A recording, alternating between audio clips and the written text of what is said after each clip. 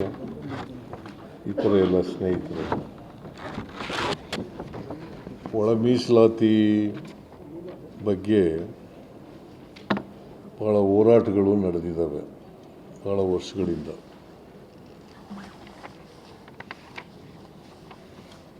ಒಳ ಮೀಸಲಾತಿ ಆಗಬೇಕು ಅಂತ ಹೇಳಿ ಹೋರಾಟಗಳು ನಡೀತಾ ಇತ್ತು. ಅದಾದಮೇಲೆ ಪಕ್ಷದ ವತಿಯಿಂದ ಚಿತ್ರದುರ್ಗದಲ್ಲಿ ಒಂದು ಸಮಾವೇಶ ಏರ್ಪಾಡು ಮಾಡಿತ್ತು. ಪರಿಶಿಷ್ಟ ಜಾತಿಗಳ ಒಂದು ಸಮಾವೇಶ ಏರ್ಪಾಡು ಮಾಡಿತ್ತು. ಅದರಲ್ಲಿ ನಮ್ಮ ರಾಷ್ಟ್ರೀಯ ಅಧ್ಯಕ್ಷರಾದಂಥ ಖರ್ಗೆ ಅವರು ಬಂದಿದ್ದರು, ನಾನು ಅಟೆಂಡ್ ಮಾಡಿದ್ದೆ, ಮತ್ತು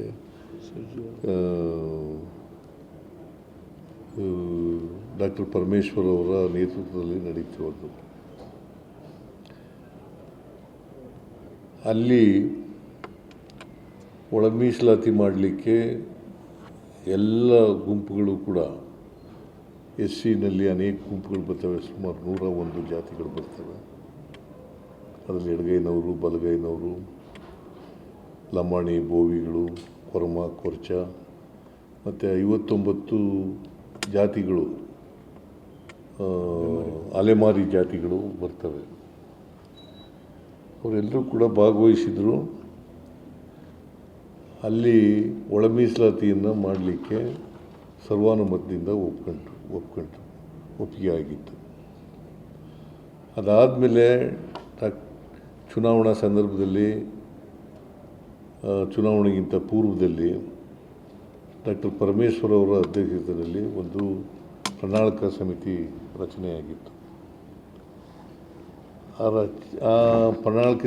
ಪ್ರಣಾಳಿಕೆಯಲ್ಲೂ ಕೂಡ ಒಳ ಮೀಸಲಾತಿಯನ್ನು ಸರ್ಕಾರ ಕೊಡ್ತದೆ ಅಂತಕ್ಕಂಥ ಭರವಸೆಯನ್ನು ಕೊಟ್ಟಿದ್ದು. ಅದಾದಮೇಲೆ 1/8/2024 1/8/2024 ಸುಪ್ರೀಂ ಕೋರ್ಟ್ನವರು ಒಂದು ತೀರ್ಮಾನವನ್ನು ಕೊಟ್ಟರು. ಒಳ ಮೀಸಲಾತಿ ಮಾಡ್ಬೋದು ಅಂಥೇಳಿ ತೀರ್ಪನ್ನು ಕೊಟ್ಟರು. ಅದು 7 ಜಡ್ಜಸ್ ಇದ್ದರು, ವಿಭಾಗೀಯ ಪೀಠ ಕೊಟ್ಟ ತೀರ್ಪು. ಒಳ ಮೀಸಲಾತಿ ಮಾಡಲಿಕ್ಕೆ ಸಂವಿಧಾನದ ವಿರೋಧ ಇಲ್ಲ ಅಂಥೇಳಿ ಒಂದು ತೀರ್ಪನ್ನು ಕೊಟ್ಟರು.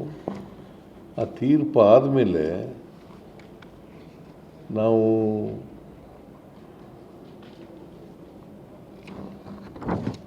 ಒಂದು ಆಯೋಗವನ್ನು ರಚನೆ ಮಾಡಿದ್ರು. Nagamohan Das, retired high court judge,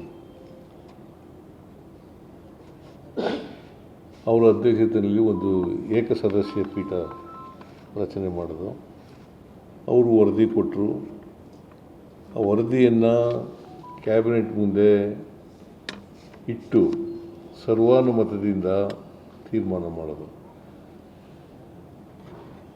ಆ ವರದಿನಲ್ಲಿ, ನಾಗಮೋಹನ್ ದಾಸ್ ಅವರು ಕೊಟ್ಟಿದ್ದಂಥ ವರದಿನಲ್ಲಿ 6, 5, 4, 1, 1 ABCDE ಅಂತ ಕ್ಯಾಟಗರಿ ಮಾಡಿ ಅಷ್ಟು ಕೊಟ್ಟಿದ್ದರು. ಆಮೇಲೆ ನಾವು ಕ್ಯಾಬಿನೆಟ್ನಲ್ಲಿ ಸರ್ವಾನುಮತದಿಂದ ಏನು ತೀರ್ಮಾನ ಮಾಡ್ತು ಅಂತಂದರೆ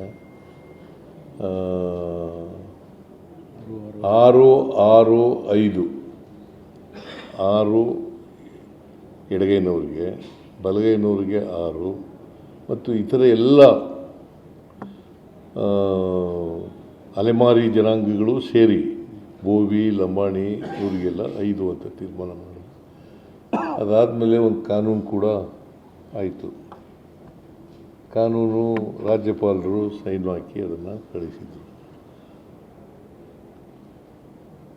ಈ ಕಾನೂನು ಮಾಡಿದ ಮೇಲೆ ಮತ್ತೆ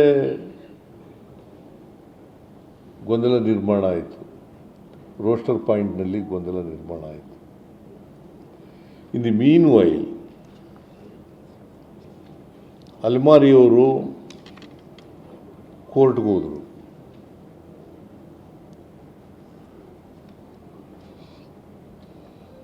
ಕೋರ್ಟ್ಗೆ ಹೋದ್ಮೇಲೆ ಅವರು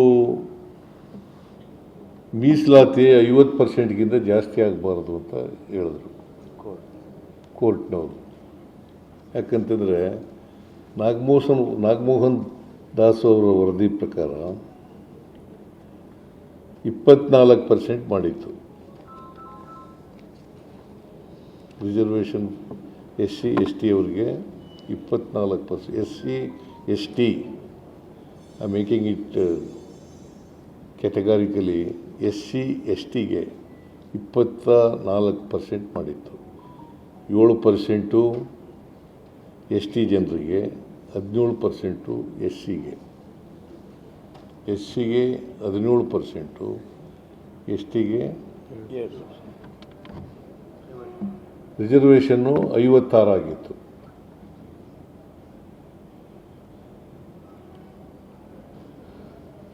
ಸೊ ಸ್ಟೇ ಏನಂತ ಕೊಟ್ಟಿದ್ರು ಹೈಕೋರ್ಟ್ನವರು ಅಂತಂದರೆ 50%ಗಿಂತ ರಿಸರ್ವೇಷನ್ನು ಮೀರಬಾರ್ದು. ಸೀಲಿಂಗ್ ಅದು ಹಿಂದೆಯೇ ಇಂದಿರಾ ಸಹಾನಿ ಕೇಸ್ನಲ್ಲಿ 50% ರಿಸರ್ವೇಷನ್ ಕೊಟ್ಟಿದ್ದರು. ಹಿಂದೆ ಇಂದಿರಾ ಸಹಾನಿ ಕೇಸ್ನಲ್ಲಿ ಮಂಡಲ್ ಕಮಿಷನ್ ವರದಿ ಬಗ್ಗೆ 50% ರಿಸರ್ವೇಷನ್ ಮಾತ್ರ ಕೊಡಬೇಕು, ಅದಕ್ಕಿಂತ ಜಾಸ್ತಿ ಕೊಡಬಾರ್ದು ಅಂತ ಹೇಳಿತ್ತು. ಅದನ್ನೇ ಮತ್ತೆ ರೀಟ್ರೇಟ್ ಮಾಡಿ 50%ಗಿಂತ ರಿಸರ್ವೇಷನ್ನು ಆಗಬಾರ್ದು, 56 ಕೊಟ್ಟಿರ್ತಕ್ಕಂಥದ್ದು ಸರಿ ಇಲ್ಲ ಅಂತಕ್ಕಂಥದ್ದು ಆಯಿತು. ನಾವು 17% SCಗೆ ಇತ್ತಲ್ಲ, ಅದ್ರ ಪ್ರಕಾರನೇ ಮಾಡಿತ್ತು. 6, 6, 5, 6, 6, 12, 5, 17%ಗೆ ನಾವು ಮಾಡಿದ್ದದು. ಅದು ಕಾನೂನು ಆಗಿಬಿಟ್ಟಿತ್ತು. ಅದಾದಮೇಲೆ ಇಲ್ಲಿ ಹೈಕೋರ್ಟ್ಗೆ ಹೋದರು. ಹೈಕೋರ್ಟ್ನಲ್ಲಿ ಸ್ಟೇ ಕೊಟ್ಟಿತ್ತು ಹಿಂಗೆ. ಸೊ ಇದು ಒಂದು ಭಾಗ. ಕೋರ್ಟು ಸ್ಟೇ ಕೊಟ್ಟಿರೋದು 6%, ಅದನ್ನು ವ್ಯಾಕೆಂಟ್ ಇಡಬೇಕು ಅಂಥೇಳಿ ನಾವು ತೀರ್ಮಾನ ಮಾಡಿ ಅದನ್ನು ಮಾಡಿದೋ. ಆಮೇಲೆ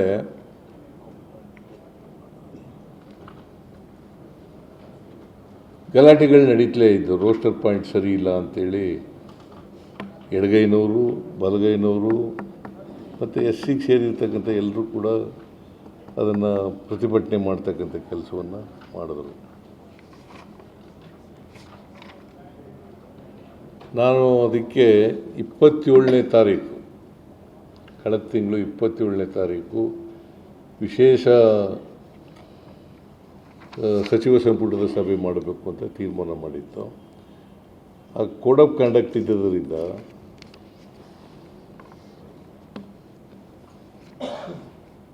ಅವತ್ತು 27ನೇ ತಾರೀಕು ಮಾಡೋಕ್ಕಾಗಲಿಲ್ಲ.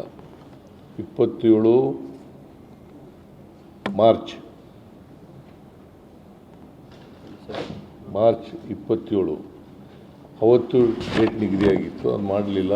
ಆಮೇಲೆ ಕಳೆದ ಕ್ಯಾಬಿನೆಟ್ ಮೀಟಿಂಗ್ನಲ್ಲಿ 24 ಏಪ್ರಿಲ್ ಮಾಡೋದು ಅಂತ ತೀರ್ಮಾನ ಆಯಿತು, ಚರ್ಚೆ ಮಾಡೋದು ಅಂತ.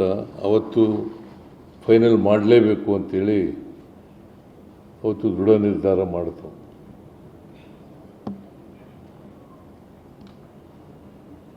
ಅವತ್ತು ಕ್ಯಾಬಿನೆಟ್ ಇದ್ದಿನ ಹೋದ ಕ್ಯಾಬಿನೆಟ್ನಲ್ಲಿ, ಅಂದರೆ ನಿನ್ನೆ ಗುರುವಾರ ಅಲ್ಲ, ಹಿಂದಿನ ಗುರುವಾರ ಕ್ಯಾಬಿನೆಟ್ ಇದ್ದದ್ದು. ಆ ಕ್ಯಾಬಿನೆಟ್ನಲ್ಲಿ ಈ ವಿಷಯ ಚರ್ಚೆ ಬಂತು. ಚರ್ಚೆ ಬಂದಾಗ ಯಾವ ಡೇಟು ಮಾಡೋದು ಏನು ಅಂಥೇಳಿ ಇದು ಚರ್ಚೆ ಆದಾಗ 24ನೇ ತಾರೀಕು ಮಾಡೋದು ಅಂಥೇಳಿ ತೀರ್ಮಾನ ಆಯಿತು. ಅವತ್ತೇ ನಾವು ಏನು ತೀರ್ಮಾನ ಮಾಡೋದು ಅಂತಂದರೆ, ಎಲ್ಲ ಕ್ಯಾಬಿನೆಟ್ನಲ್ಲಿ ಒಂದು ಸಲಹೆ ಏನು ಬಂತು ಅಂತಂದರೆ, ಒಂದು ಚೀಫ್ ಸೆಕ್ರೆಟರಿ ಅವರ ಅಧ್ಯಕ್ಷತೆಯಲ್ಲಿ ಒಂದು ಟೆಕ್ನಿಕಲ್ ಕಮಿಟಿ ಮಾಡಬೇಕು ಅಂತ ತೀರ್ಮಾನ ಆಯಿತು.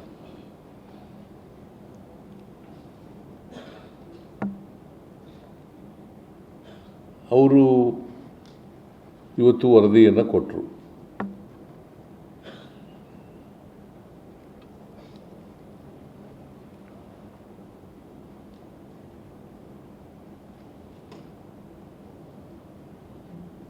ಆಮೇಲೆ ಕೋರ್ಟ್ನವರು 50% ರಿಸರ್ವೇಷನ್ ಹೇಳಿರೋದ್ರಿಂದ SCಗಳಿಗೆ 15% ಬರೋದು, STಗೆ 3% ಬರ್ತದೆ. ಆಮೇಲೆ ನಾವು ಏನು ಆಕ್ಟ್ ಮಾಡಿದ್ದೋ ಒಳ ಮೀಸಲಾತಿ ಬಗ್ಗೆ, ಅದಕ್ಕೆ ಪ್ರಪೋರ್ಷನೇಟಾಗಿ ಕೊಟ್ಟಿದ್ದು. ಅಂದರೆ 17%ಗೆ 6, 5 ಆದರೆ 15%